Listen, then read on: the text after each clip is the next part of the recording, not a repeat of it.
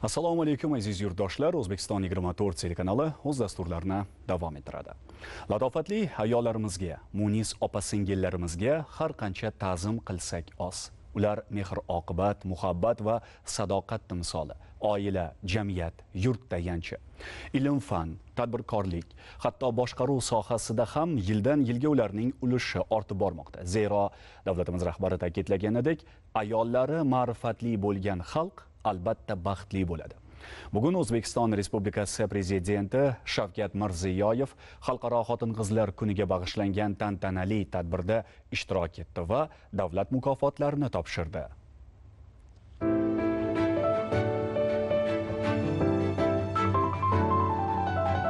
Ayol shu so'zning o'ziyoq qalblarimizga o'zgacha iliqlik baxsh etadi. Boisi ayol bor joyda mehr, muhabbat, hayot bor. U go'zallik va nafosat timsoli, sabr va qanoat egasi. Quyosh insonlarga yorug'lik ulashganidek, ayol ham dunyoni o'z mehri bilan istadi. Ayolning yuragi cheksiz mehr va sadoqat bilan to'la. U oila uchun tayanch, farzandlar uchun mehribon ona, jamiyat uchun esa yuksak g'oyalar targ'ibotchisidir. Shu boisdan ular nafaqat oilaning yuragi, balki hayotning, kelajakning ilhom baxsh ijodkori hamdir. Bu nazokat timsollari har birimiz uchun mehribon ona, suyukli yor, jonkuyar farzand bo'lishlari bilan bir qatorda. Yurtimiz farovonligi, xalqimiz ravnaqi yo'lidagi xizmatlari ham hamisha maqtovga va e'tirofga sazovordir. Bugungi kunda mamlakatimizda ularning huquq va manfaatlarini ta'minlash borasida amalga oshirilayotgan davlat siyosati esa xotin-qizlarimizning jamiyatda munosib o'rin topishlari, yurt taraqqiyotiga daxldor. Ilm-fan, tadbirkorlik, siyosat va boshqa ko'plab yo'nalishlarda o'z g'oya va tashabbuslari, samarali mehnatlari bilan yangi O'zbekistonning haqiqiy bunyodkorlari sifatida faol ishtirok etmoqda. Ayol rahbar, islohotchi, diplomat. Uning yurt ravnaqiga qo'shgan hissasi beqiyos. Chunki u qay bir sohada ishlamasin, o'z ishiga nafaqat aqli, bilimi, kasbiy mahoratini, balki qalbini ham baxsh etadi. Shu sababdan bo'lsa kerak, ayol bor joyda hayot go'zal, orzular esa ro'yobga chiqadi.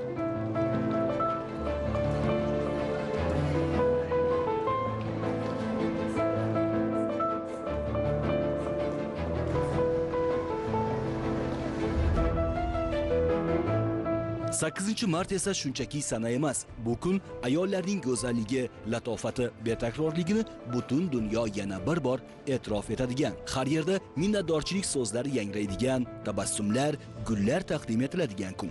Bahorning ilk bayrami, Xalqaro xotin-qizlar kuni yangi O'zbekistonda yanada o'zgacha, betakror tarzda nishonlanadi. Ko'ksaroy qarorgohi, O'zbekiston Respublikasi Prezidenti Shavkat Mirziyoyev ishtirokida 8-mart Xalqaro xotin-qizlar kuni munosabati bilan tantanali marosim bo'lib o'tdi. Muhtarama xodimlar, aziz opa-singillar, hurmatli mehmonlar, kutib olamiz.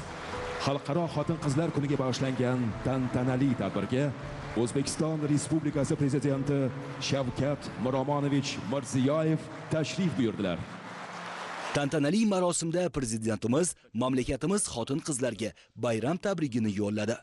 Assalomu alaykum qadrli opa-singillar, dilbar qizlarim. Avolasiz azizlarni, ko'p millatli butun yurtimiz ayollarini 8-mart xotin-qizlar bayrami bilan chin qalbimdan samimiy muborakbod etaman. Mutafakkir bobomiz Alisher Navoiy buyuk ona siymosi, mo'tabar ayol zotini ulug'lab, ularning baxti saodati yo'lida barchamizni fidokor bo'lishga da'vat etganini bekor emas. Chindan ham mehr-oqibat, olijanoblik, muhabbat va sadoqat kabi yuksak insoniy qadriyatlarni kamol toptirishda, oila qo'rg'onini mustahkamlashda sizlarning xizmatingizni hech narsa bilan qiyoslab bo'lmaydi. Bugungi qutlug' bayramining fayzli Ramazon oyida bo'lib o'tayotgani uning ezgu ruhi va mazmunini yanada oshiradi. Muqaddas dinimiz ham muhtarama onalarimiz, dilbar opa-singillarimiz, munis qizlarimizga hamisha yaxshilik qilishga, ularning izzat hurmatini joyiga qo'yishga buyuradi. Mana shunday quvonchli ayyomlar barchangizga muborak bo'lsin.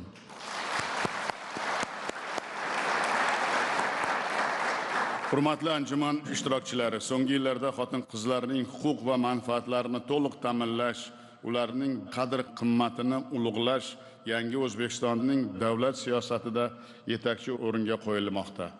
Bugungi kunda hurmatli ayollarimiz turli soha va tarmoqlarda vatanimizning jadal taraqqiyoti uchun munosib hissa qo'shayotganlarini minnatdorlik bilan e'tirof etamiz. Masalan, 2017-yilda boshqaruv sohasida xotin-qizlar o'rtacha 20% tashkil etgan bo'lsa, hozirgi kunda bu raqam 35% dan ortayapti. Oliy Majlis Qonunchilik palatasi deputatlarining 38%ni, Senat a'zolarining 27%ni ayollar tashkil etmoqda. Ayollarning davlat boshqaruv va parlament faoliyatidagi ishtiroki kuchaygani jamiyatimiz rivojiga ham ijobiy ta'sir etayotganini hayotning o'zi ko'rsatmoqda.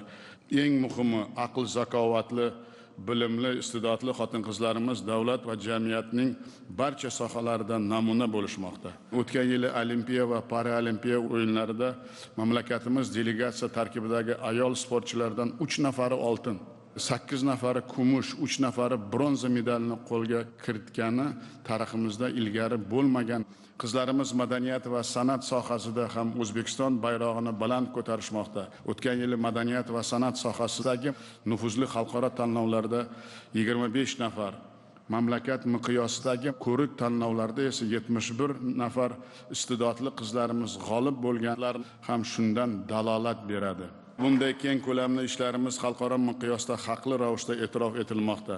Qadrli yurtdoshlar, bir haqiqatni barchamiz yaxshi tushunib olishimiz zarur. Ayollarning tashvish va mashaqqati ham, zimmasidagi mas'uliyati ham erkaklarga nisbatan ancha yuqori. Uy ro'zg'or ishlari va farzand tarbiyasidan ortib ta'lim olayotgan, mehnat qilayotgan va tadbirkorlik bilan shug'ullanayotgan xotin-qizlar zamonamizning haqiqiy qahramonlari desak, bu ham to'g'ri bo'ladi.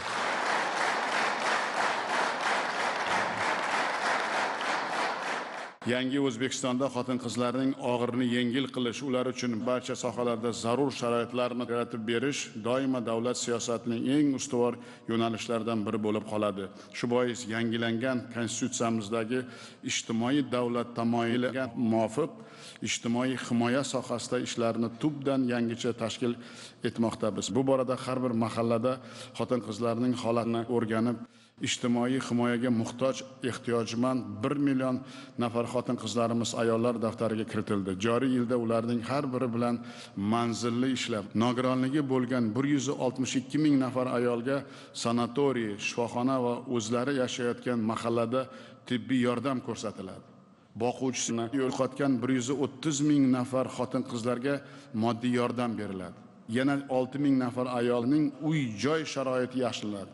Mehnatga layoqatli va ish izlayotgan opa-singillarimiz ishga joylashtiriladi. Shu bilan birga har yili og'ir vaziyatga tushib qolgan 50 ming nafar xotin-qiz respublikamizdagi so'lim maskanlarga o'qish va hordiq chiqarish uchun yuboriladi. Ularga psixologik yordam ko'rsatilib, tadbirkorlik ko'nikmalarini o'rgatish bo'yicha motivatsion seminarlar tashkil etiladi. Xotin-qizlarning salomatligi har tomonlama sog'lom va qudratli jamiyat poydevoridir. Shu maqsadda yurtimizdagi 130 ta tug'ruq muassasasi 21 mingta eng zamonaviy tibbiy uskunalar bilan jihozlanadi. Bundan tashqari joriy yilda 1,5 million nafar xotin-qizlar saraton kasalligini erta aniqlash maqsadida skrininglarni o'tkazamiz.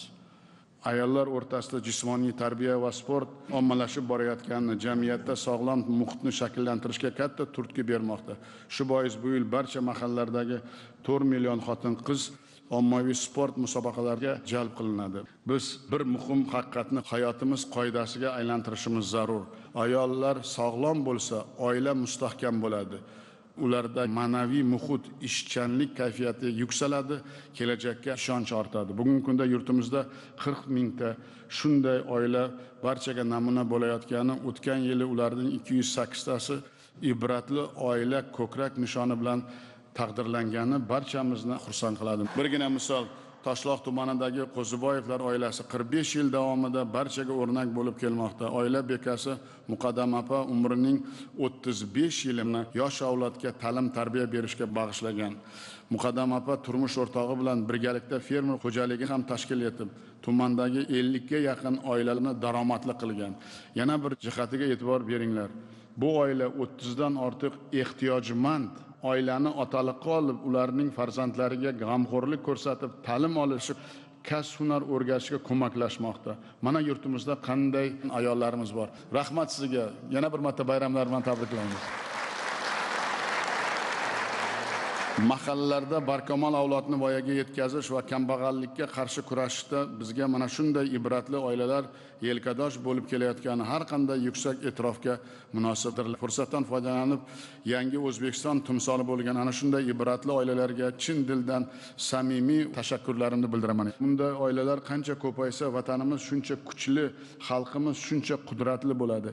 Ibratli oila, ibratli va adolatli jamiyat uchun asos bo'ladi. Aziz opa-singillarim, barchangizni yaxshi ma'lum, keyingi yillarda xotin-qizlarning sifatli ta'lim olishga alohida e'tibor qaratyapmiz. Men bir fikrni har safar takrorlashdan charchamayman. Bitta qizni o'qitsak, butun oilaga ta'lim bergan bo'lamiz. Agar oila bilimli, ma'rifatli bo'lsa, jamiyatning ongi, madaniy darajasi ham yuksaladi. Yurtimizda 203 ta oliygoh talabalarining 52% dan ortig'ini xotin-qizlar tashkil etayotgani mana shu ezgu g'oyaning amaliy natijasi desak, ayni haqiqatni aytgan bo'lamiz. O'tgan yilning o'zida magistraturada o'qiyotgan 15 mingga yaqin xotin-qizlarga 100 milliard so'mga yaqin kontrakt puli to'lab berildi. Hozirda 6200 dan ortiq xotin-qizlar ilmiy faoliyat bilan shug'ullanayotgani, ilmiy ishlanmalarning 25%ni olima ayollarimiz yaratayotgani ham jamiyatda ularning o'rni mustahkamlanib borayotganidan dalolat beradi. Ularning orasida xalqaro darajada e'tirof etilayotgan ilm-fan vakillarining borligi barchamizga cheksiz faxr, iftixor bag'ishlaydi.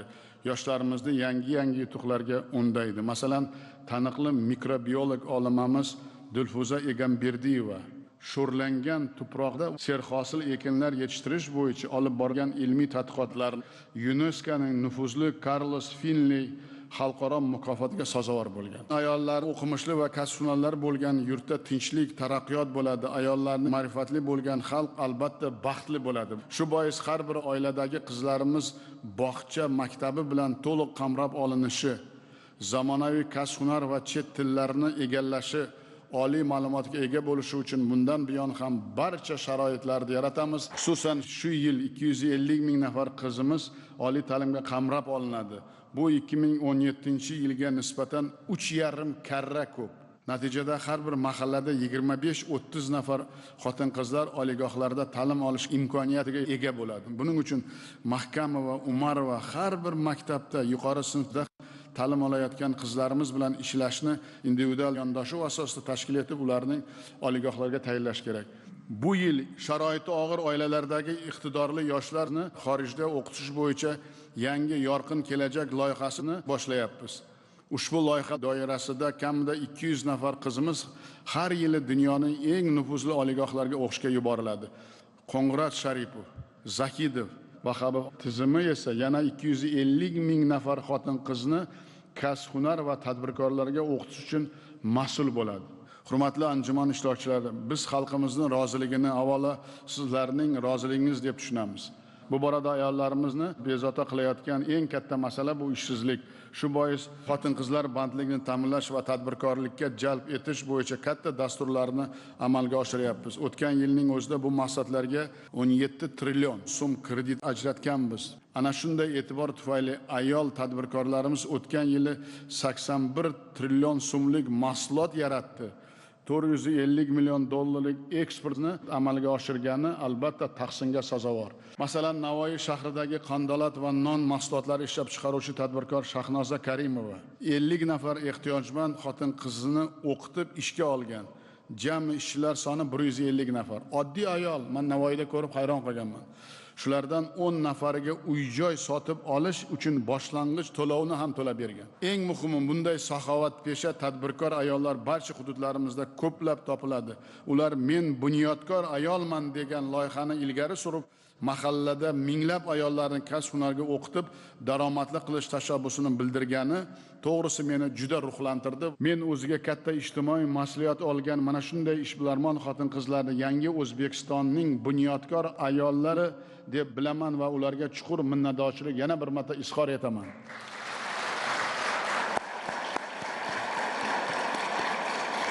ularga qanday qo'shimcha sharoit va yengilliklar kerak bo'lsa, albatta yaratib berishga men tayyorman. Bu borada amaliy qadam sifatida Savdo sanoat palatasi huzurida tadbirkor ayollar kengashini tashkil etsak nima deysizlar?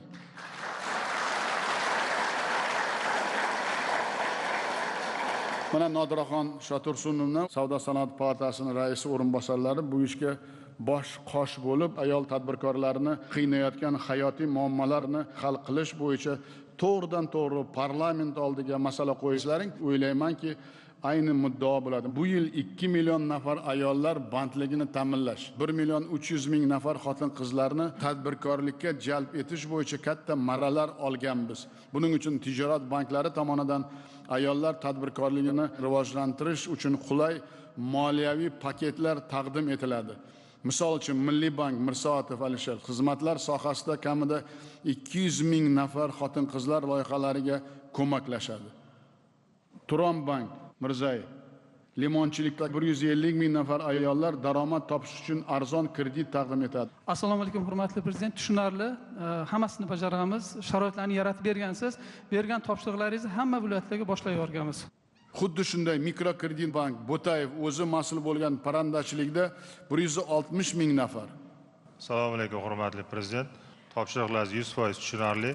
Hozirgi aytganingizdek, kreditlarning foizini ham 2% ga kamaytirgan holda, buning uchun hamma imkoniyatlarimiz bor hurmatli prezident. Buning uchun mablag' ham bergansiz. Yaqinda mana shu sohaga 100 million dollar. Sanoat qurilish banki Ergashev qani 160 ming. Hamma topshiriqlar tushunarli. Sharoitlar yaratib bergansiz. 165 mingta ayol ish o'rnini yaratib beramiz, kafolat beramiz bunga. Shuhrat Atabayev Xalq banki uzum, brokoli va karam yetishtirishda 150 ming ayol. Assalomu alaykum hurmatli prezident. Topshiriqlaringiz tushunarli. Mana shu sohani bu yil sizni qarorlaringiz, farmonlaringiz bilan biriktirib berildi qishloq xo'jaligidagi. Albatta bu sohaga biz 150 mingta ayollarimizni ish bilan ta'minlab, xuddi siz aytganda imtiyozli kreditlar berib, hammasini joy-joyiga qo'yamiz. Qohorov Agrobank. Assalomu alaykum hurmatli prezident. Barcha topshiriqlaringiz tushunarli. O'zingiz tizimni ham, mablag' masalasini ham to'liq yechib bergansiz. Agrobankka biriktirilgan 1849 ta mahallada to'liq ayollarga o'sha moliyaviy paketlarni taqdim qilib, hamma topshiriqlarni so'zsiz bajaramiz. Saxiy Anna Qilichi biznesni rivojlantirish banki. Assalomu alaykum hurmatli prezident. Xotin-qizlarni albatta qo'llab-quvvatlash shart. Bu bizning asosiy vazifamiz bankimizni. Shu imtiyozli kredit berish, ish o'rinlarini yaratish, o'zimizga biriktirilgan soha yo'nalishida ham bundan ham ortiq bilan bajarishga biz majburmiz. Kafolat beraman hurmatli prezident, so'zsiz bajaramiz. Topshiriqlar tushunarli. To'laganov Asaka bank. Assalomu alaykum hurmatli prezident. Biriktirilgan soha, yo'nalish va biriktirilgan mahallalarda ishlab yo'lga qo'yganmiz va ish o'rinlarini ta'minlaymiz. Bu yerda masala bo'lmaydi. Hamma shart-sharoitlarni yaratib bergansiz. Bizda faqat ishlab o'shani natijani ko'rsatishimiz qoldi. Kamunaxon Irisbekov Aloqa bank IT asalarichilik va meva ekinlarini yetishtirishda 58 ming ayollarimizni band etishga ko'maklashadi. Assalomu alaykum hurmatli prezident. Bu topshiriqlar bo'yicha anchadan beri shug'ullanamiz. Hamma imkoniyatlarni yaratib bergansiz. Buni albatta amalga oshiramiz. Yana bir qo'shimcha qilmoqchi edim. Yoshlar bo'yicha ish boshlaganimizda birinchi test asosida o'tgan kreditimiz ayol kishi oldi.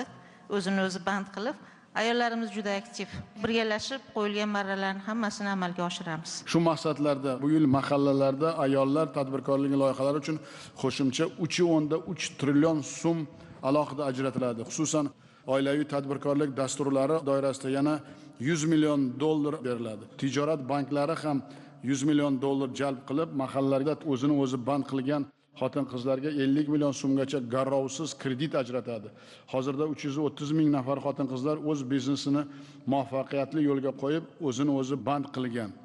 O'tgan yili Hamroh kompaniyasi yangi tizim asosida tadbirkor ayollarni qo'llab-quvvatlash dasturini boshlagan. Bunga ham 100 million dollar ajratganmiz. Kreditlarni vaqtida to'lagan ayol tadbirkorlarga ushbu dastur doirasida 100 million so'mgacha garovsiz kredit berishni boshlaymiz. Shuningdek, mahallada 5 nafar ayolni biznesga olib kirgan 1000 nafar ustoz tadbirkorlarga 50 million so'mgacha grant beramiz.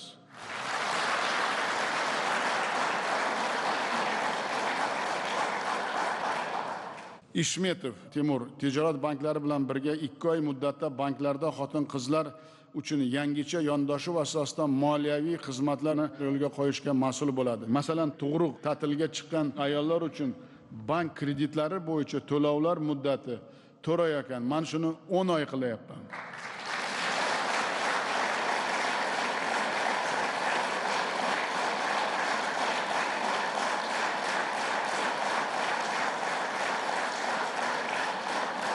Endi ayollar tadbirkorligini rivojlantirish bo'yicha 4 bosqichli yangi tizim yo'lga qo'yamiz. Birinchi bosqich: biznesga qiziqqan lekin ko'nikmasi bo'lmagan 20 ming nafar xotin-qizlar tadbirkorlikka o'qitiladi. Ikkinchi bosqich: Xalq bank raisi Atabayev va uning o'rinbosari Gulzoda Rashidova o'zi band qilgan 100 ming nafar ayolga kichik tadbirkor bo'lishi uchun ko'maklashadi. Uchinchi bosqichda har bir tumanda 2 tadan kichik korxonani namunali o'rta biznes darajasiga olib chiqishga Hamroh kompaniyasi bosh qosh bo'ladi. 4-bosqichda Savdo sanoat palatasi Vahabov eng faol 50 nafar ayol tadbirkorning yillik aylanmasi 100 milliard so'mdan oshadigan chempion tadbirkorga aylantirish bo'yicha menga taklif berasizlar.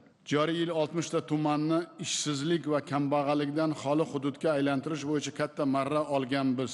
Bunga qo'shimcha hokimlar har bir viloyatning 2 tadan tumanini ishsiz ayollar qolmaydigan hududga aylantirish uchun mas'ul bo'ladi. Umuman 2025-yil ayollar bandligini ta'minlashda hal qiluvchi yil bo'ladi degan umiddaman. Xotin-qizlarni kasb hunarlariga o'qitish, ishli qilish va tadbirkorlikni rivojlantirish hisobiga 2 million nafar ayolni bandligini ta'minlash bo'yicha katta marralar olganmiz. Bunda Ishmetov tijorat banklari bilan 1 million 300 ming nafar, Qudrat Mirsagatich ayollar daftariga kiritilgan 636 ming nafar, Mahkamova tadbirkorlik qilish istagida bo'lgan 100 ming nafar xotin-qizlarni o'qitib, ish bilan ta'minlash va biznesini ochishga ko'maklash uchun mas'ul bo'ladi. Mahkamova, Qudrat Mirsagatich, Rafikov bugun aytilgan har bir yo'nalish bo'yicha belgilangan vazifalar ijrosini viloyat, tuman, mahalla darajasida samarali tashkil etishga mas'ul bo'ladi. Tanzila Kamalova Narbayeva mahalliy kengashlar bilan birga bu ishlarni tizimli nazoratga olib, mas'ullar ishtirokida ularni muntazam muhokama qiladi. Muhtaram opa-singillar, bugungi kunda hayotimiz, odamlarning turmush tarzi, tafakkuri, dunyoqarashi va madaniyati albatta hammamiz guvoh bo'layapmiz, mutlaqo o'zgaryapti. Oldimizga barcha soha va yo'nalishlarda g'oyat ulug'vor maqsadlarni qo'ymoqdamiz. Bunga erishish uchun biz tayangan yetuk avlodni tarbiyalab, voyaga yetkazish siz azizlarning, fidoyi onalarning qo'lida. Shuning uchun siz muhtaram ayollarimizga ulkan tahsinlar aytib, sizlarni qo'llab-quvvatlashdan hech qachon charchamaymiz. Va bitta narsani bilinglar, buyuk tanti xalqimizni, tayanchi bo'lgan ayollarimizni baxtli qilish uchun boshlangan bu harakatlarimiz 2 karra ko'payadi, kam bo'lmaydi. Yana bir marta bayramlar bilan tabriklab, ruxsat bersalaring, endi mukofotlarni topshirishga o'tamiz.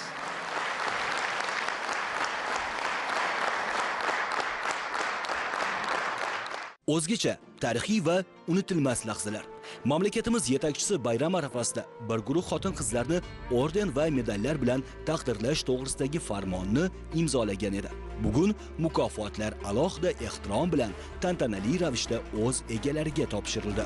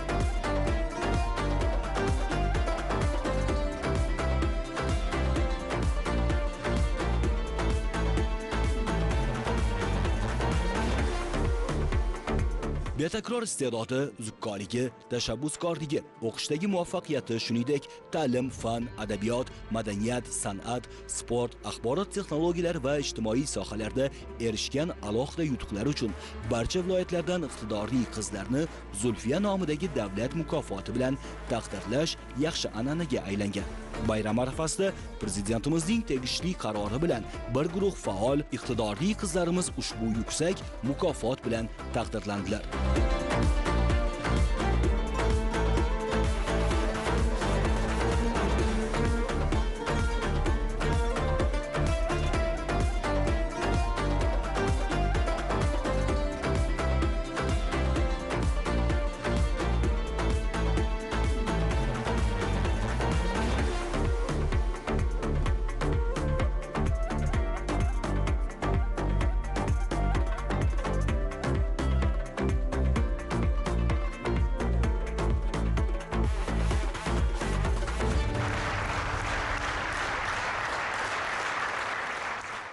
Marosimda yuksak orden va medallar bilan taqdirlangan opa-singillarimiz ham so'zga chiqib, mamlakatimizda mo'tabar ayol zotiga ko'rsatilayotgan munosib ehtirom, xotin-qizlarning davlat va jamiyat hayotidagi o'rni hamda nufuzini oshirish borasida amalga oshirilayotgan sa'y-harakatlarni e'tirof etib, minnatdorlik so'zlarini izhor qildilar. Assalomu alaykum, hurmatli prezident. Avvalambor bizni kamtarona mehnatimizni yuksak baholab davlat mukofoti berganingizdan juda ham mamnunmiz. O'zim va yaqinlarim nomidan minnatdorchilik bildiraman. Men juda hozir hayajondaman. Sababi bugun menga oliy mukofot, davlat mukofotini mening prezidentim o'z qo'llari bilan topshirdilar. Men juda baxtliman. Siz yaqinda korrupsiyaga qarshi kurash bo'yicha Milliy komissiyani yig'ilishini o'tkazdingiz. Sizni ko'rsatmalaringiz, tashabbuslaringizni eshitib turib, ilk prezidentlikka kelgan paytingiz ko'zimning oldidan o'ta boshladi. Korrupsiyaga qarshi kurash to'g'risidagi qonunni imzolaganingiz va bu qonunni imzolash uchun juda katta jasorat kerak edi. Bugungi kunga kelib ko'ryapmizki, korrupsiyaga qarshi kurash bo'yicha juda katta tizim yaratib berdingiz. Parlamentdagi palatalarning tegishli qo'mitalari, Milliy komissiya faoliyat ko'rsatyapti. Hattoki ochiqlikni ta'minlagan holatda korrupsiya muammolarini keng jamoatchilikka ko'rsatib bera olishni muhim tizimi yaratib berilarkan, sizni yana bir ma'ruzangizdagi jihatga e'tiborimni qaratdim. Korrupsiyani bartaraf etish uchun butun jamoatchilik birlashishi kerak va shunda jamoat birlashmalariga, fuqarolik jamiyati institutlariga murojaat etganingizni men 7 milliondan ortiq a'zolarni birlashtirgan O'zbekiston Kasaba uyushmalari federatsiyasi vakili sifatida sizni ishontirib aytamanki, siz ko'rsatib bergan ko'rsatmalaringiz yo'lida aynan mahallalar, nuroniylar, yoshlar, ommaviy axborot vositalari bilan birgalikda bir maqsad sari birlashamiz va albatta tadbirkorlikni rivojlantirish, ishsizlikni bartaraf etish va mamlakatni kambag'allikdan qutqarib, uni yanada farovon hayot kechirishiga, aholining turmush darajasini yana ko'tarishga birgalikda harakat qilamiz. Har bir inson islohotni o'zidan o'tkazyapti. Har bir xonadonga kirib bordi va yurtdoshlarimizni ertangi kunga ishonchi paydo bo'ldi. Shuning uchun men sizga yana bir bora minnatdorchilik bildirib, bugungi bergan mana shu davlat mukofotingiz bizga yana kuch, g'ayrat, mardlik, sadoqat bilan xizmat qilishga undaydi va xalqimizni baxtiga doimo sog' salomat bo'ling deyman. Rahmat.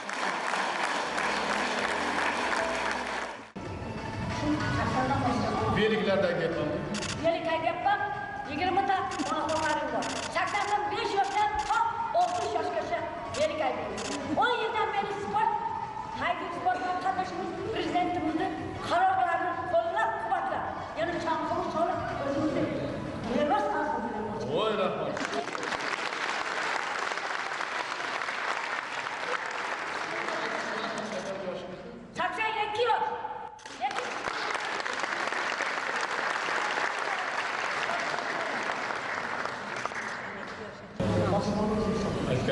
Allah bergan yosh qo'shiq o'rnini doim duo o'qib 80 ga kirgan xonadonlarim bor. Duodan qo'llari bor duolarni yetkazdi. Ilohim to abadiy bo'ling. Mana shu onalarni shuncha mana so'zlarni aytdingiz. Shu so'zlarga biz hammamiz to'ylaymiz, quvvatlaymiz. Yangi O'zbekistonimiz qaytadan yana bir yosh avlod bilan yangilaymiz. Sizga va'da beraman.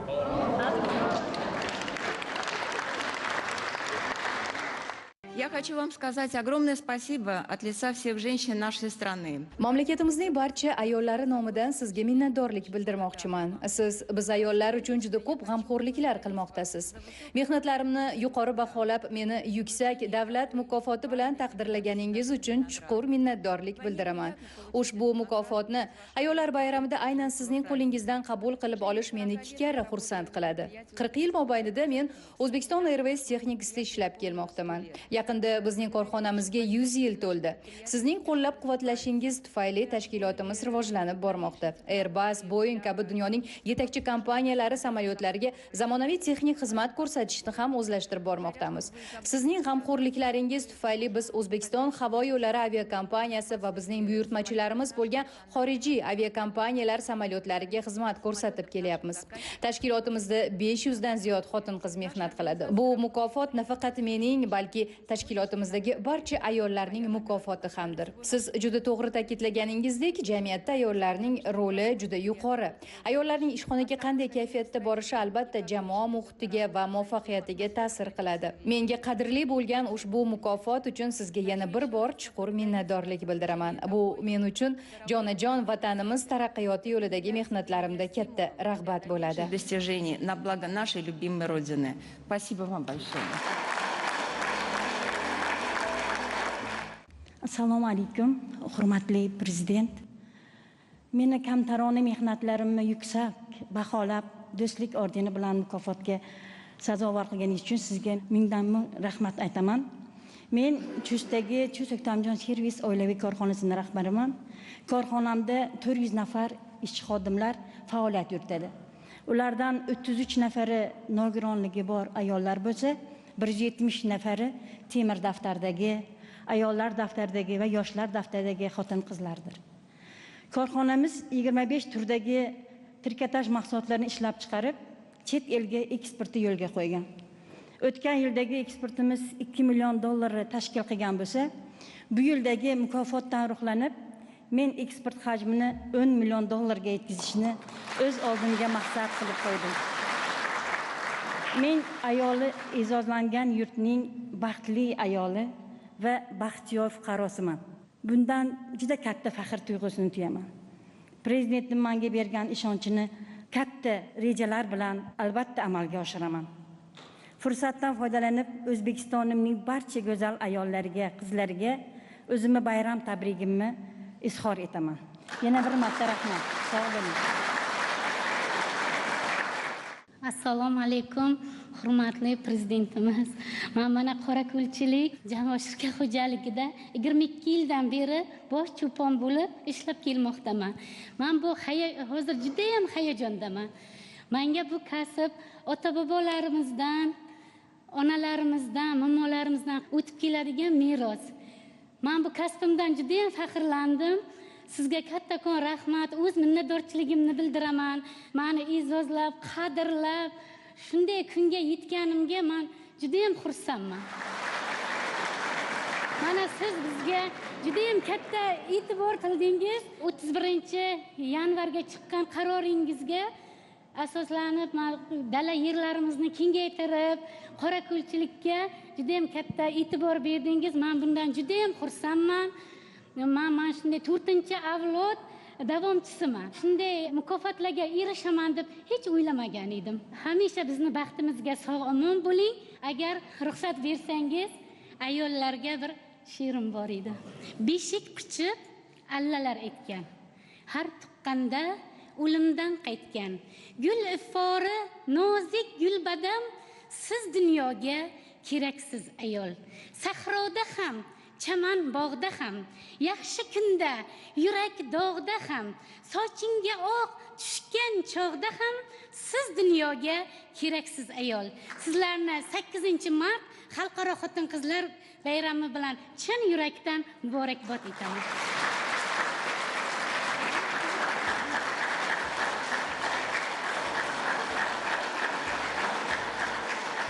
O'zbek ayol nimalarga qodir ekanligini mana ko'rdingiz.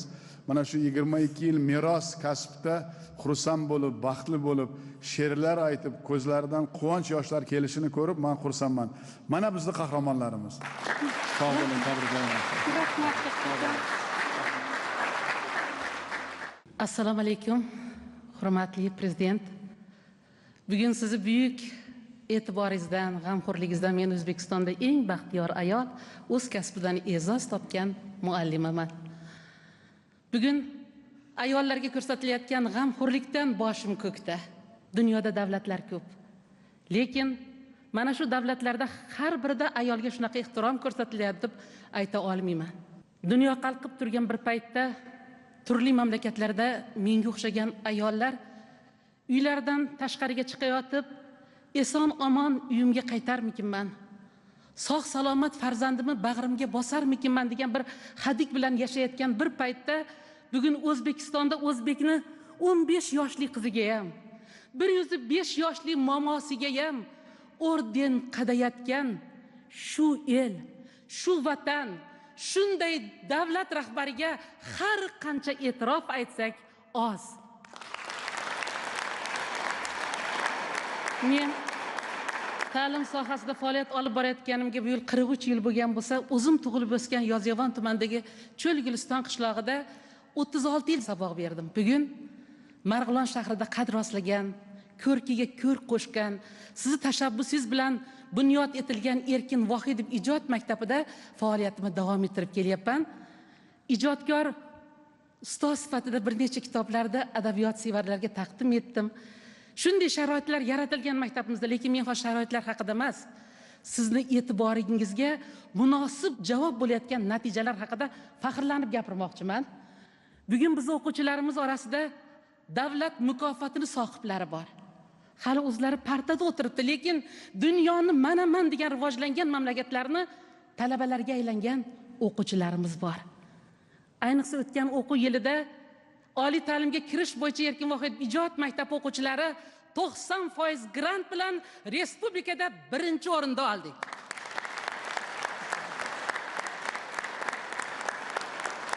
Ijod maktabimizda ustoz murabbiylarning maqsadlari bitta, bu natijani yuksaltirish.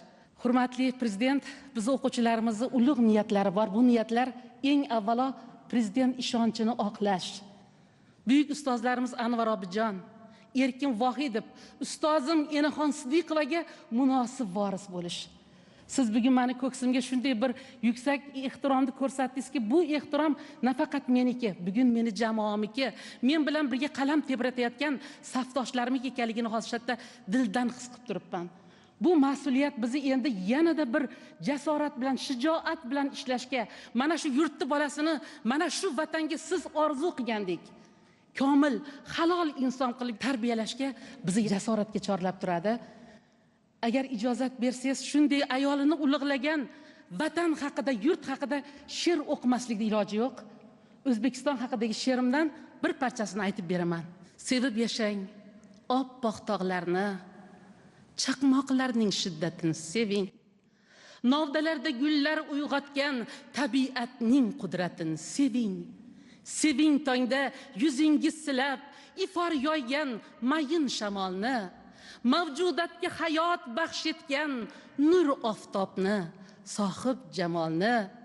Ayvoningizda bolasini ochgan seving qaldirg'ochning sasini, hovlingizda huru malakday bo'y taratgan gul nafasini. Sevib yashang har bir faslni, omborlarga to'ldiradi don, tandirining boshida onam. Azizlarga ulasharlar non, bunday yurtni topa olmagaysiz. Aylansangiz shu keng jahonni, Alloh suygan betakror diyor, sevib yashang O'zbekistonni.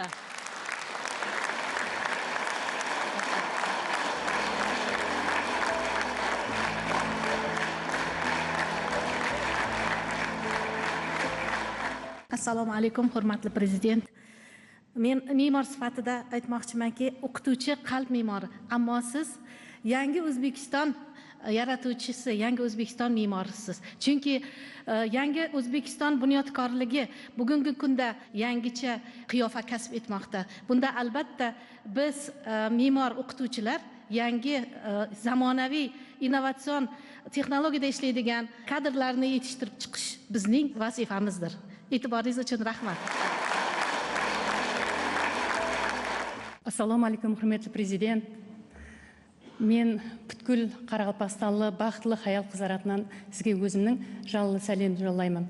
Hamda shunday hayal qizlarning qadri topgan, analari aziz bo'lgan, hamda hayallarining o'rni bar bo'lgan shunday mamlakatda yashab o'tirgandan sizga minnatdorchilik bildiraman. Hurmatli prezident, siz xizmat safaringizda 2 marta bizning mahallamizda bo'lgansiz. Keyingi davrda misoli bir hammaning bir yurak to'rinde bar narsani siz o'rnatib berdingiz. Bizlarning Qoraqalpoq xalqina o'zingizdan ulkan, bekkem hurmatingizni bildirgan holda bizlarning milliy maqtanishimiz bo'lgan Ginneslar rekord kitobuna kirgan Aqo'tov qara uyimizda bizning mahallamizda o'rnatib berdingiz. Soning bilan birga sizning o'zingizning atalarcha mehringiz hamda g'amxo'rligingiz sababli tek qana Qoraqalpog'iston Respublikasidagi xalqining kompleks ekonomikалық жақтан rivojlantiruv hamda yoshlarning arnauli kvota tekarында yuqori o'quv o'rinlariga kiruvi, сондай-ақ mahallalarda qarshilantirish masalalari hamda isplarimlarga keng imkoniyatlar, qulayliklar yaratilishi, miniki shunday bir qancha arnauli tarixiy bizlar uchun qaror ham farmonlarni qabul etgan uchun men sizga o'zimning atынан hamda xalqimning atынан ulkan minnatdorchilik bildiraman. Shu o'rinda o'zim жұмысымdan kelib aytadigan bo'lsam, miniki және bizning xalqimiz o'zimning navhambax yelatim Президенті берген және бір imkoniyat, яғни ашық бюджет tanlovida 2023 жылы hamda 2024 жылы қатара 4 мәрте жеңімпаз болып, өздерінің ұзақ жылдар davomida президент енді мен сізге бір майдалап айтсам, бұл бір үлкен уақытын алып кетуі мүмкін, бірақ жүдә ауыр адамдардың жүрегін, кеуілін ауыртып жүрген 10 жылаған, 20 жылаған дәуірлерден бері қинап кетірген мәселелерімізді шешіп алып, 4 миллиард 300 миллион сомлық жұмыстарды қазіргі күнде біткеріп алуға ерістік. Бұл менің көксіме тағылып отырған еке бүгінгі сыйлығыңыз, менің ұсындай президенті берген имканияттан пайдаланып, өзінің машқаласын өзі шешкен, менің науқанбақ елатының халқына берген, белсенділігіне берген, hamda жасы үлкен һәм жас кішілеріне берген құрметті деп есептеймін. Құрметті президент, махалле бүгінгі күнде бұрынғы махалле емес. Қазіргі күнде күш бар, жетілігі бар, һәм сондай-ақ мінекей һәмме махалленің өзінің машқаласы, сондай-ақ жастары, хаяллары, бұқаралардың барлығы, сол мәселен машқалардың барлығы махалленің өзіне шешілетін он дәрежеге келді. Жәмиетімізге кері тәсір ететін коррупцияны жоқ етуге, мысалы махаллеге кең жәмиетшілікке айтып жатырсыз. Әлбетте, мен ойлаймын, бұл біздер өзіміздің нұрани һәм көше билерімізбен біргелікте ықшам һәм ысырапкершіліксіз, тәртіплі һәм аз салалы халықпенен біргелікте той мәресімдерімізді өткеруіміз керек. Мінекей өзімнің сол науқанбақ елатында сіздің берген тапсырмаңызды орындап, үлгі сипатында өзім Нөкіс һәм Қарақалпақстан Республикасында көрсетіп беруге әрекет етемін. Бақытымызға аман болың, құрметті президент. Assalomu alaykum, hurmatli prezident. Bugun berilgan menga mukofot bu nafaqat meniki, balki neft gaz sohasida ishlayotgan barcha xotin-qiz texnologlarniki deb bilaman. Bugungi kunda neft gaz sohasida bo'layotgan ulkan o'zgarishlar, yangi texnologiyalarning joriy etilishi bu albatta sizning tashabbusingizdir. Sizning raqamlashtirish borasida olib borgan siyosatingiz samarasi o'laroq bizning korxonamizda va butun respublikada neft gaz sohasida yekon dasturi ishga tushirildi. Xabaringiz bor, Sho'rtan neft gaz qazib chiqarish boshqarmasida hozirgi kunlarda qatlam bosib tushib ketganligi uchun quduq ustki kompressor stansiyalarining qurilishi bu kunlik 374 metr kub gaz qazib chiqarishga erishildi. Bu siz tomoningizdan berilayotgan imkoniyatlardan biz yoshlar ham keng foydalangan holda, men ham o'z ishimda kelib chiqqan holda mahalliy ingibitorlar asosida neft gaz sohasida burg'ulash qorishmalari uchun termik barqaror stabillovchi reagentlar olish texnologiyasi mavzusida o'z ilmiy ishimni bajardim va olima ayollar safiga kirdim. Albatta, bundan keyin ham to'xtamasdan sizga, yangi O'zbekistonimizga sadoqat bilan ishlashga va'da beraman. Siz xalqimiz baxtiga doimo sog' omon bo'ling. Rahmat.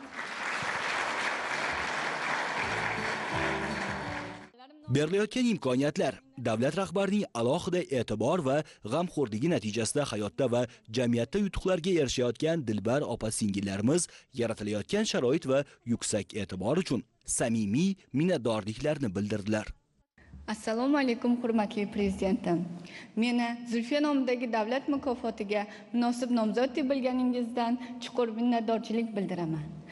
Mana bugungi kunda siz rahbarligingiz ostida amalga oshirilayotgan mamlakatimizdagi islohotlar, yangiliklar va yangi ta'lim va ijtimoiy sohadagi imkoniyatlardan men o'zimga kuch va motivatsiya olaman va bu uchun sizga chuqur minnatdorchiligimni bildiraman.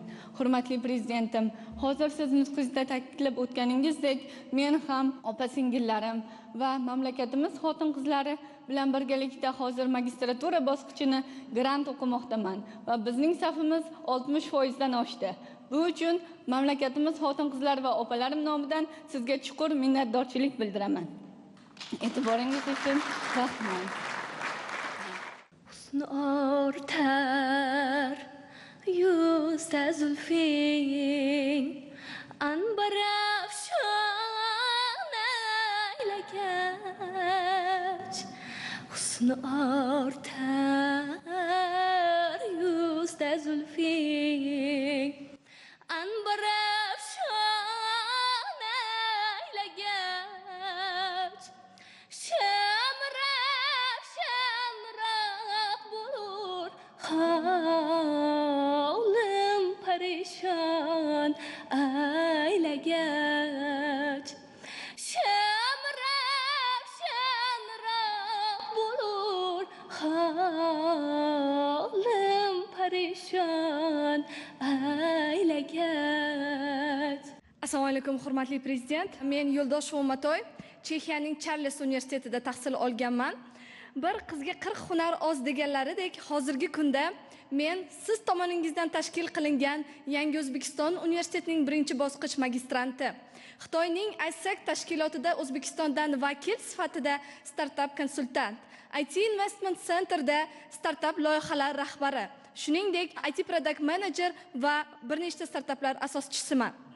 Avvalambor siz biz xotin-qizlarga yaratib berayotgan imkoniyatlaringiz uchun chuqur minnatdorchilik bildiraman. Mazkur imkoniyatlar tufayli men IT sohasida ko'plab natijalarga erishdim. Bulardan magistraturada bepul ta'lim olyapman. Xorijda o'qidim, malaka oshirdim. Undan tashqari 15 dan ortiq mamlakatlarda hamkasblar orttirib, birga loyihalar amalga oshirdim va hali hanuz birga ishlab kelmoqdaman. Siz o'z nutqlaringizning birida O'zbekistonda kambag'al oila qolmaydi degandingiz.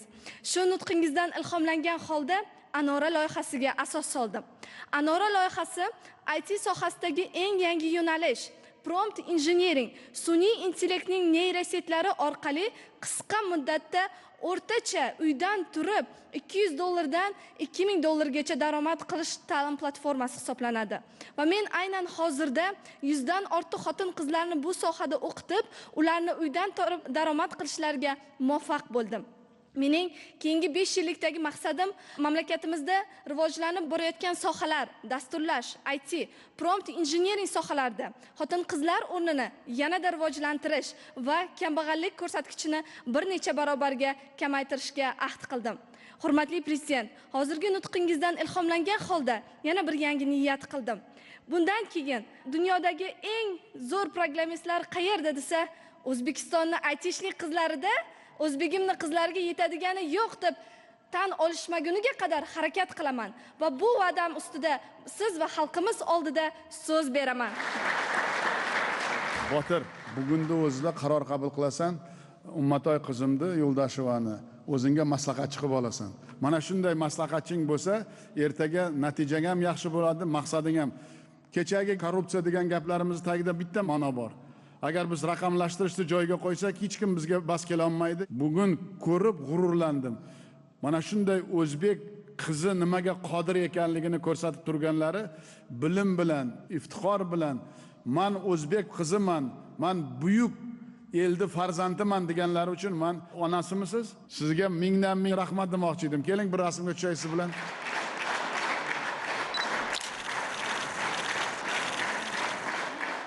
Assalomu alaykum, hurmatli prezident. Menga mana shunaqa yuksak mukofotni loyiq ko'rganingiz uchun sizga cheksiz rahmat aytaman. Men ko'plab xalqaro hamda respublika ko'rik tanlovlarida g'oliblikni qo'lga kiritganman. Bundan tashqari Nihol mukofotiga ham sazovor bo'lganman. Yaqinda Hindistonga xudo xohlasa shu yoshlar agentligi tomonidan bir jamoa bo'lib ketyapmiz. Men shunaqa oldimga maqsad qo'ygandim. Maqom ijrolarini chet el sahnalarida yuqori pardalarda kuylab o'zbek san'ati naqadar qudratli kuchga eganini butun dunyoga his qildirib, larzaga keltirish niyatim bor edi. Prezidentim duo bersangiz, men xudo xolasa 22-mart kuni bir haftalik gastrol safariga ketyapmiz. Hindistonda xudo xohlasa maqomlarimizni aytib, hindlarni qoyil qoldirib kelmoqchiman. So'zimni sifatida men farg'onalik bo'lganim uchun Farg'onada bitta katta ashlasida aytib beraman. Banoga uchradi ot o'ynatib bir dilrabo yolg'iz. Riqobiga surayab ko'z qo'l ochib qildim duo yolg'iz.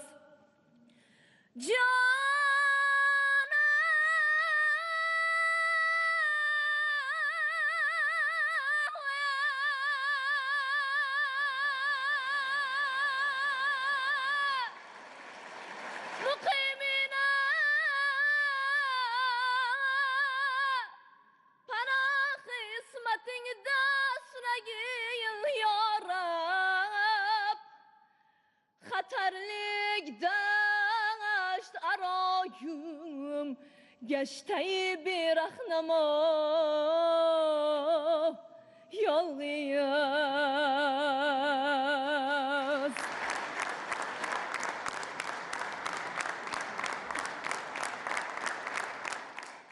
Assalomu alaykum, hurmatli prezident. Men ayollar kurashi bo'yicha 15 karra O'zbekiston chempioni, 5 karra Osiyo chempionati sovrindori va chempioni. Qolaversa, O'zbekiston ayollar kurashi tarixida ilk bora Osiyo o'yinlari sovrindori bo'ldim. Hozirgi kunda xalqaro toifadagi sport ustasiman. Kattadan katta jahon arenalarida vatanimiz bayrog'ini baland ko'tarib kelmoqdaman. Hurmatli prezident, sizdan duo olgan va va'da bergan barcha sportchilar borki, ko'zlagan maqsadiga yetib chempion bo'lib kelishmoqda.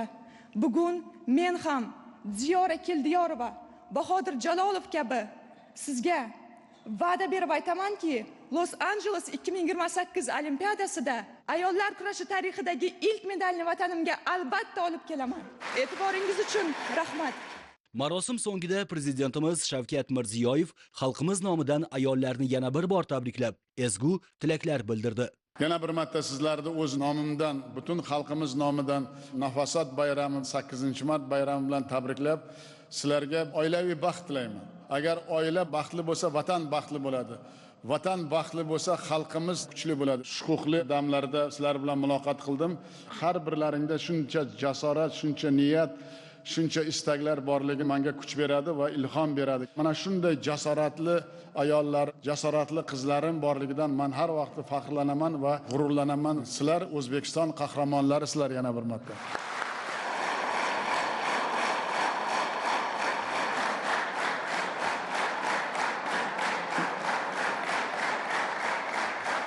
Juda katta marra olganmiz. Hech qachon orqaga qaytmaymiz. Faqat va faqat oldinga yuramiz va bitta narsa, bizning yo'limiz to'g'ri, bizning yo'limiz farovon, islohotlarimiz bardavom bo'lishi uchun xalqimiz bizga yelkadosh bo'layapti. Xalqimiz ishonayapti va bugungi marralar Xudo xolasa karra oshadi, men bunga ishonaman. Yana bir marta bayramlar bilan tabriklab, sizlarga baxt, saodat tilab, iloyim yurtimizga ko'z tegmasin. Sog' salomat bo'linglar.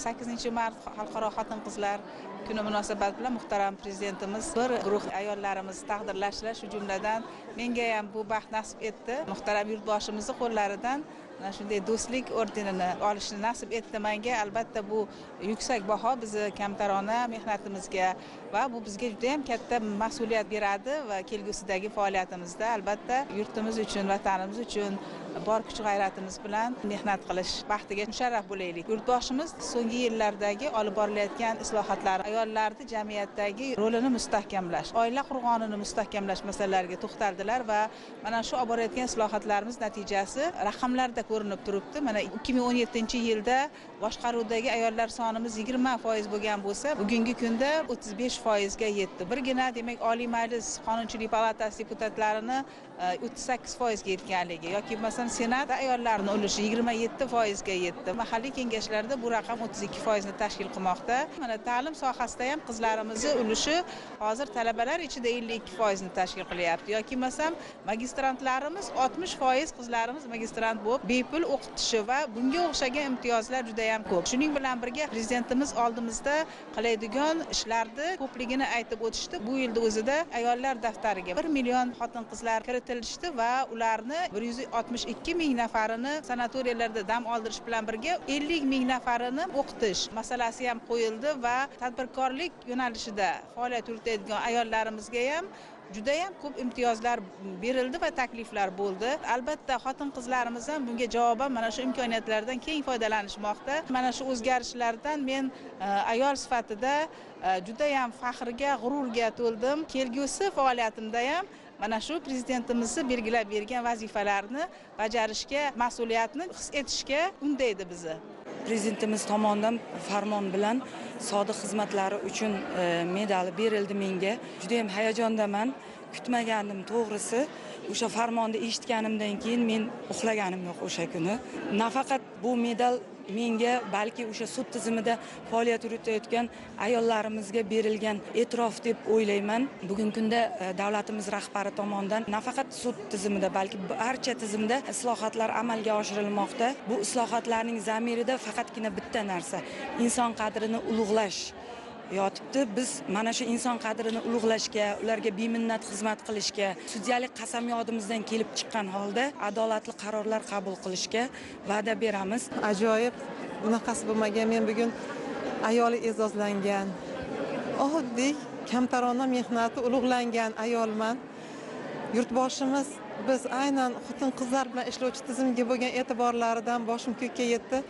Bu nafaqat meni orqamda turgan Farg'ona viloyati Qo'shtepa tumani barcha ayollarni, mahallada faoliyat yuritayotgan xotin-qizlar faollarini yutug'i deb bilaman.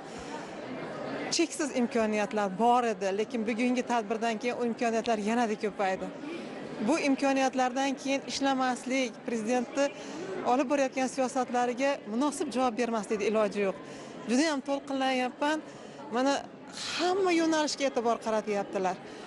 Ibratli oilalarni ko'paytirish, ayolni sog'lig'ini mustahkamlash, jismoniy tarbiya, sportni ommalashtirish va eng asosiysi ayollarni bandligini ta'minlash. Chunki bandlik eng asosiy masala.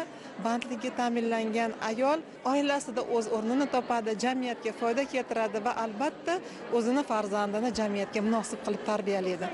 Mana banklarga, respublikadagi hamma banklarga juda ham katta mablag'lar ajratildi va mahallalardagi yashayotgan shu biz oddiy qishloq ayollarimizga juda ham katta biznes startaplarni berish uchun imkoniyatlar, loyihalarni amalga oshirish uchun imkoniyatlar berildi.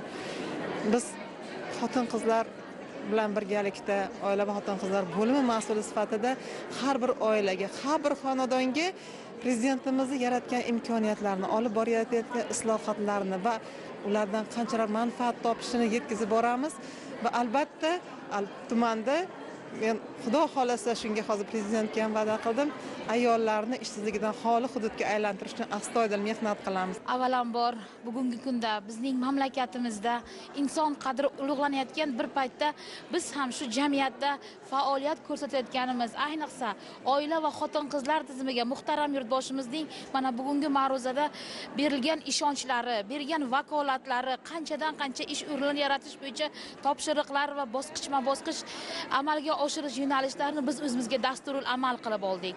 Men o'zim Navoiy viloyati Nurota tumanining hokim o'rinbosari, oila va xotin-qizlar bo'limi boshlig'i sifatida bugungi mana shu davlat mukofoti bilan muhtaram yurtboshimizning qo'llaridan taqdirlanganim men uchun katta baxt. Mana shu mukofotdan, prezidentimizning nutqlaridan, bizga bergan ishonchlaridan ruhlanib, shaxsan men Nurota tumanida davlat rahbarimizga va'da berib aytamizki, ishsiz hudud ga aylantiramiz. Chunki bizni tumanimiz azaldan ayollari hunarmand, ayollari mehnatkash, oilaparvar, sadoqatli onalar bo'lib hisoblanadi. Joriy yilda ham biz Nurotaning kashta brendini xalqaro maydonga olib chiqishni biz oldimizga niyat qilib qo'ydik. Xitoy va Malayziya davlatiga Respublika oila va xotin-qizlar qo'mitasi bilan hamkorlikda biz bir uchrashuvni tashkil etib, o'sha hududda aynan Nurotaning kashta mahsulotlari savdo ko'rgazmasini tashkil etish va shartnomalar imzolashni o'z oldimizga reja qilib qo'ydik.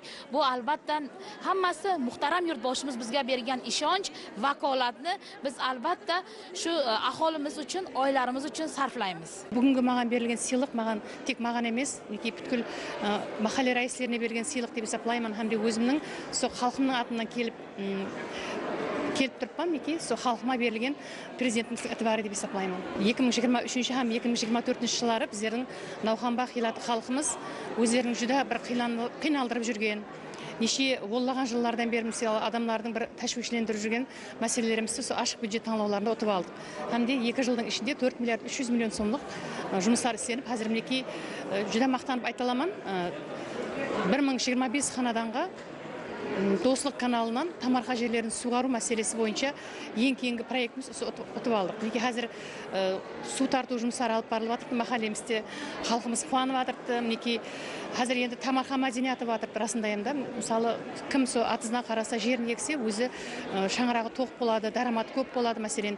Lekin men o'zim quvonishliman ushbu proyektni o'tganimizga, sebebim lekin bugungi olib borayotgan siyosatga sug'aruv masalasi, Tamarxadan foydalanish masalasi bizning ushbu proyektimiz juda bir aqlana qo'yilgan ekan deb aytganda xalqimiz quvonib o'tiribdi. Bugungi yig'ilishdan olgan taassurotlarni men so'z bilan ifodalashga juda qiyinman. Insoniyatga vatanni tanlash imkoniyati berilmagan. Eng avvalo yurtboshimiz so'zlarini, ma'ruzalarini, ayollarga bo'lgan ehtiromlarini eshitib turib, ey yaratgan Alloh, yaxshi ham shu O'zbekistonda dunyoga kelganim degan bir faxr, iftixor bo'ldi. Har bitta aytgan so'zlarida shu yurtimizdagi ayollarga qanchalar mehrini, hurmatini shunday ifodalab berib turibdilarki, ayniqsa bugun o'sha milliy qadriyatlar tiklash, qizlarimizga berilayotgan e'tibor, shu bilan birga oilada eng chekka hududlarda ham har bitta mahallalardan bittadan qahramon onalar chiqsin. Chunki o'sha har bitta mahallada agar onalarni vakillarini topib o'shalar bilan o'tkazilgan suhbatlar orqali ham farzandlarimiz kamolatga yetishlarini gapirib o'tishdi. Ayniqsa bu bugun o'sha ko'ksimizga taqilgan mana shu yuksak e'tirof har bir mukofotlanganlarning qalbiga yana bitta cho'g'ni soldi. Bu cho'g' nima? Vatanga bo'lgan muhabbat, yurtboshiga bo'lgan sadoqat. Hammamiz shogirdlarimizni, oilada kamol topayotgan nabiralarimizni hammalarini eng avvalo halol qilib tarbiyalashga, shu yurtga sadoqatli qilib tarbiyalashga bel bog'lashda jazm etib, ayollari e'zozlanadigan, ardoqlanadigan, mehnatlari munosib baholanadigan yurtda yashayotganimdan men bag'oyat shodman. Men bugun fan yo'nalishida Zulfiya nomidagi davlat mukofotiga sazovor bo'ldim. Prezidentimizni menga bildirgan ishonchlari men kabi oilali, farzandli, tadqiqotchi ayol qizlarga beriladigan bir ilhom manbai deb hisoblayman. Prezidentimizni bildirgan ishonchlari menga kuch, g'ayrat bag'ishlaydi. O'z ilmiy ishlarim orqali ta'lim sifatini yanada yuqori cho'qqiga olib chiqishga o'zimni munosib hissamni qo'shish uchun tinimsiz harakat qilmoqdaman. Kelajakda yosh avlodni mantiqiy, tanqidiy, kreativ fikrlashini va intellektual qobiliyatlarini rivojlantirib, tarbiya sifatini yanada yuqori cho'qqiga olib chiqish. Zulfiya nomidagi davlat mukofotini muhtaram prezidentimizning qo'llaridan qabul qilib oldim va menga mukofot taqish jarayonida men sizni ko'rib, siz yutuqlaringizni eshitgandim va sizni bu yerda ko'rganimdan juda ham xursandman dedilar va sizni xalqaro tanlovlarda qatnashganligingizni, loyihalarda qatnashganligingizni ko'rgan edim. Buning uchun sizni qo'llab-quvvatlagan ustozlaringizga, ota-onangizga men rahmatimni yetkazing dedilar. Bundan keyin mana shu menga berilgan imkoniyatni, menga ko'rsatilgan e'tirofni oqlash uchun harakat qilaman. Ishonasiz, mukofotni ola turib menda bitta xayol bo'ldi, faqat endi nima qilishim kerak? Bu mukofot oqlashim kerak albatta. Va Xudo xohlasa, maktab o'quvchilari uchun nutq madaniyati va voizlik bo'yicha maktab darsligi yaratmoqchiman va bu maktab darslik nafaqat o'quvchilarni o'zbek tilida sof va ravon gapirish ko'nikmalarini, fikrlarni aniq yetkazib berish ko'nikmalarini rivojlantirishga xizmat qiladi. Bu mukofot mani bo'ynimdagi katta mas'uliyat bo'ldi va kelajakdagi loyihalar uchun, ishlar uchun kuch, dadil qadam va yangi motivatsiya bo'ldi deb ayta olaman. Qizimga Zulfiya nomidagi davlat mukofotini taqdirlash jarayonida men shuni his qildimki, men bugun eng baxtli onaman. eng sevimli ayolman. Bugungi qizlarimizning, bugungi ayollarimizning yutuqlari O'zbekistonda ayol qizlariga berilayotgan e'tirof va e'tiborlardan dalolat beradi. Prezidentimga shuni aytmoqchimanki, mening qizimni shunday mukofotga loyiq ko'rganlari uchun prezidentimga o'z tashakkurimni izhor etaman. Bugun 8-mart munosabati bilan muhtaram prezidentimiz Shavkat Miromonovich aynan respublikamizda oqila ayollar bilan, shuni bilan bir qatorda oilalar bilan, xotin-qizlar bilan bo'layotgan yangiliklar va qilinishi kerak bo'lgan yangiliklar, muvaffaqiyatlar haqida oilalarning mustahkamligini ta'minlash bo'yicha, baxtli, saodatli yashashi bo'yicha butun dunyo miqyosida o'zlarini namoyon etishi uchun juda ham zo'r fikrlarni aytdi. Juda zo'r g'oyalarni aytdi. Oilalarni mustahkamligini ta'minlash, tinchligini, xotirjamligini, ilm-fan bilan shug'ullanishlari, sog'lik, salomatligini mustahkamlash, shuni bilan bir qatorda tadbirkorlik bilan shug'ullanish va ularni bandligini ta'minlash masalalari. Aynan shu bo'yicha yana sport masalalari bo'yicha qilayotgan ishlari mana shu respublikamiz miqyosida juda katta mukofotlarga loyiq ekanligi, munosib ekanligi haqida shunaqa zo'r fikrlarni aytdi. Barcha ayollar, mukofot olgan ayollar, ishtirok etgan ayollarimizda hammasida shunchalik katta motivatsiya paydo bo'ldi, ilhom paydo bo'ldi. Bizaga qo'shaloq bayram bo'ldi bu. To'g'risi kutmagandim. Oddiy nonvoy ayol shunaqa bir shuhrat medali oladi deb men kutmagandim. Shu darajada davlat rahbarimiz ardoqlab, ko'klarga ko'tarib, bizaga ishonch berib, har bitta ayol prezidentimizni e'tiborida-da. To'g'risi, shu yerda kelgan bugun har bitta ayol farrosham bor, cho'ponam bor. Qo'llar ko'ksilarida bizlarga shunaqangi bir ishonch bildirib, ayollarga shunaqa qo'llab-quvvatlab, shunaqa mehr ko'rsatdilarki, bu cheksiz mehrdan juda ham minnatdorman-da. To'g'risi, qo'llab-quvvatlashlar natijasida biza bir oddiy nonvoychi ham bugun rivojlanyapti. Oldiga maqsadlar qo'yapti. Katta-katta ishlarga qo'l urib, o'zini oldiga maqsadlar qo'yib, ishsiz ayollarga borib, kel mana birga ishlaymiz, kel mana hunar o'rganamiz deb qo'rqmasdan kreditlar olib, imtiyozli kreditlarni olib ish boshlaymiz. Ana shunday e'tibor tufayli o'tgan yili ayol tadbirkorlarimizga 17 trillion so'm kredit ajratilgan. 2020-yilga nisbatan bu mablag'lar 3,5 barobar ko'p. Ana shunday e'tibor tufayli ayol tadbirkorlarimiz o'tgan yili 81 trillion so'mlik mahsulot yaratib, 450 million dollarlik eksportni amalga oshirgan. Davlat rahbarimiz bizaga ayollarimiz yaratuvchi, ayollarimiz ijodkor, bularga qancha ishonsak, ishonchimizni oqlaydi deb bizaga katta ishonch bildirdilar. Mana shu yerda bank rahbarlarini chaqirib, katta summada bizaga mablag'lar ajratildi. Bizning ayollarimiz har bitta boshlagan ishini mas'uliyat bilan bajaradi deb prezidentimiz juda katta ishonchlar bildirdilar. Albatta biz ishonchlarni oqlaymiz. Juda ham ta'sirlandim, ruhlandim. Yangi g'oyalarni ustiga ishlayman, borib. Bugun davlatimiz rahbari tomonidan yuksak ishonch bildirildi. Shuhrat medali bilan mukofotlandim. Bundan juda ham faxrlanaman. Prezidentimiz bilan bitta komandada ishlayotganimdan juda ham g'ururlanaman. Ular xotin-qizlar tizimiga juda ham katta ishonch bildirdilar. Ayollar bandligini ta'minlash, oilalar tinchligini saqlash, ayollar ishsizligini oldini olish va bir qator masalalarda doim yonlariga kirib, sadoqat bilan xizmat qilishga va'da beraman va bugungi tadbir menda katta taassurot qoldirdi. Barcha tizim xodimlari bundan faxrlandik, g'ururlandik. Bosqichma-bosqich tumanimizdagi har bir ayolni xonadonma-xonadon kirib, o'rganib, ularning muammosini yechib, hamkor tashkilotlar bilan birgalikda ularni tizimli ravishda muammolarni hal qilib, mana hozirgi paytga kelib biz ishsizlikdan xoli hududga aylanganmiz. Davlatobod tumanida ishsiz ayol yo'q desam ham bo'ladi, chunki ayollarimiz o'zini o'zi band qilgan uyda nimadir bilan shug'ullanadi. Tadbirkor ayollarimiz juda ham ko'p. Ijtimoiy himoyaga muhtoj ayollarimiz ham davlatimiz tomonidan berilgan ko'mak bilan bir qancha yordamlar ko'rsatganmiz. Oliy ta'limga targ'ibot ishlarini ko'plab o'tkazdik. Buning natijasida hozir Davlatobod tumanining 60% qizlari oliy ta'lim muassasalariga o'qishga kirdi. Bundan buyon ham targ'ibot ishlarini kuchaytiramiz. Muhtaram yurtboshimiz tomonidan nafaqat o'zbek adabiyoti, balki ijod ahli, biz yosh ijodkorlarga bo'layotgan e'tiborni va umuman olganda adabiyotimiz taraqqiyoti rivoji yo'lida yurtboshimiz tomonidan olib borayotgan islohotlarning natijasi sifatida biz ham yosh ijodkorlar qator yutuqlarni qo'lga kiritib kelyapmiz. Adabiyot nazariyasi yo'nalishi bo'yicha ilmiy ishimni olib boryapman va davlatimiz rahbari mukofotni topshirish jarayonida qachonki doktoranturani tamomlaganingizda Andijonga borsam tabriklash nasib qilsa muvaffaqiyatli yakunlab olishingizni va ijodingizga, ilmiy ishingizga baraka tilayman degan so'zlarni aytdilar va bu menga yanada kuch-quvvat, g'ayrat, shijoat bag'ishladi. Bundan keyingi rejalarimda, faoliyatimda o'zbek adabiyoti, badiiy publisistikamiz rivojiga o'zimning munosib hissamni qo'shishga va'da beraman. Farzandim bilan faxrlandim.